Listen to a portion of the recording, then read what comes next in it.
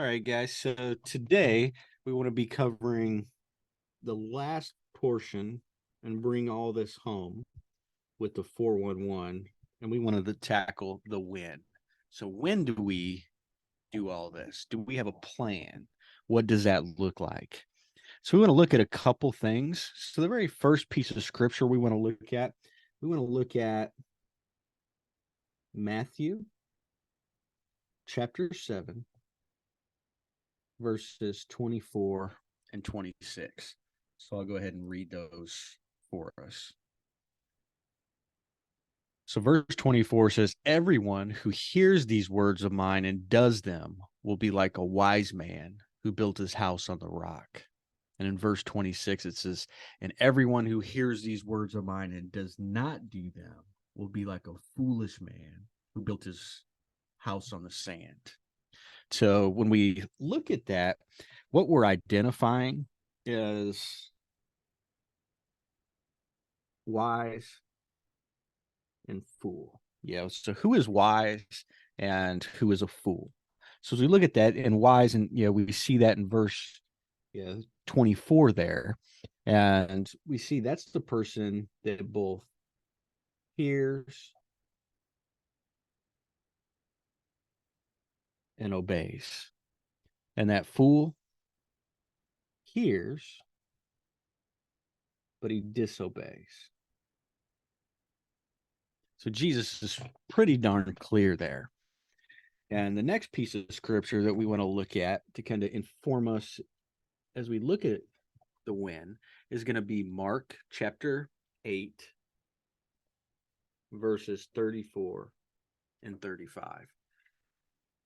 So that says, "And calling the crowd to him with his disciples, he said to them, 'If anyone would come after me, let him deny himself and take up his cross and follow me. For whoever would save his life will lose it. But whoever loses his life for my sake and the gospel's will save it.'" So we see a couple things here. We see this call, this call to death. Now, unlike our brothers and sisters overseas, we probably aren't talking about a physical death in our context, but we are called to take up our cross, and there is going to be some death in this. Yes, a couple things that we see in our context. We're probably going to have to die to our comfort, right? To get out there, to share the gospel, engage folks in prayer, to make disciples. It's going to require us to get out of our comfort zone, to do things that we're probably just not comfortable doing. And the second thing that we're going to have to die to is our calendar. We're going to have to give up some things. We're going to have to actually plug it in our calendar. The crazy thing that we see over and over again, at least I do in our context, is, man, we schedule everything. I've seen people's calendars where they're scheduling, their meals, their workouts, every meeting, phone call, my to-do list, my shopping. But then as a Christian, they put nothing on their calendar to grow in their faith or to share their faith or live out the Great Commission. To die into our calendar, giving up some time, making room for God, making room to share the gospel, making room to make disciples. That's going to be some death to some of us.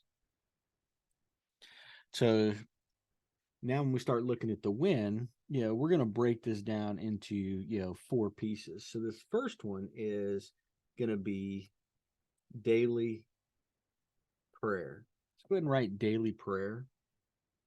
Put this, it's underneath that we can write daily time. The second thing, yes, so we can draw a little guy praying there. The second part is share the gospel. So if you remember, we've got our 3 circles, our little gospel sharing tool. Who are we going to share it with and when? Okay.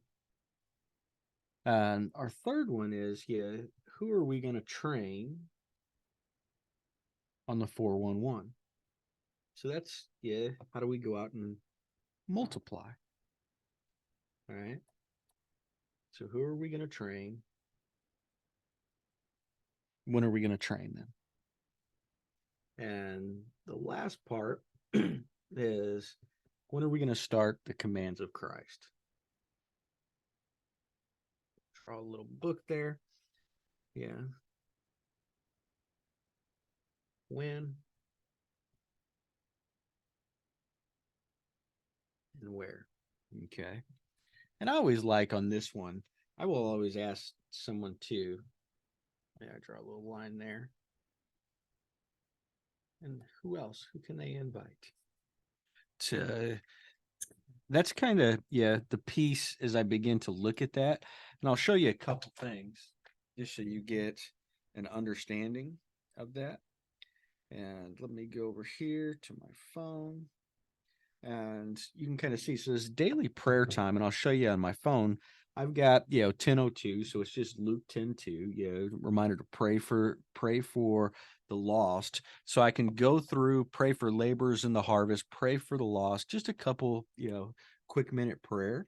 So that daily time for me is 10:02 a.m. and I plug it in my phone so it goes off no matter what I'm doing. Even if I'm in a meeting, it'll vibrate, and I'll just say a quick silent prayer if I'm in a meeting. Otherwise, it's more of an extended time. Okay, so sharing the gospel, and when. So hey, if I was going to share with my brother Jordan, next Tuesday, so go ahead and take time. Who are you going to share the gospel with, and when are you going to do it? So you've got a whole who map that we put together of folks that you can share the gospel with. So now we can be intentional about that. We can pray, we share, and then train. So is it that person, or is there, someone else? I work with a guy, Brian, that I haven't shared or taught through the 411 yet. So I can train Brian, and I meet with him on Fridays to, each Friday. So now I've got the plan. I can go put that in to my calendar as well. And then I start the commands of Christ. So, so for the folks in here, hey, when will you start the commands of Christ? And I will get those for you. But as you start talking through, hey, this new believer, that's that next step. So, when are we going to do that? Hey, is that going to be Fridays at Luby's? And then I always like to ask, that question as you see there is, hey, who else can you bring with you? So Brian says, hey, I got my buddy Johnny, and I can bring Johnny with me. To what an easy way to begin to invite other folks in to community and discipleship. So that is the win, and that wraps up our training on the 411.